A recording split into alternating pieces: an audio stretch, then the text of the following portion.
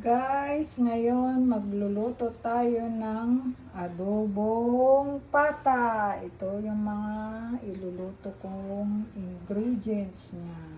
Adobong pata. Yan. Ito ang pata.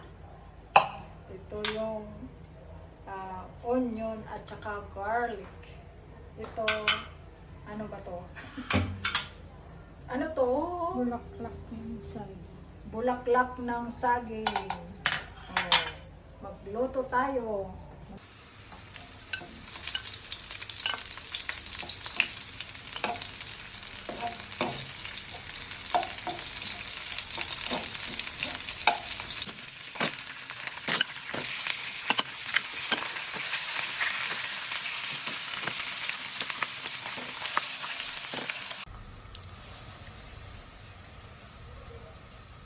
Lagyan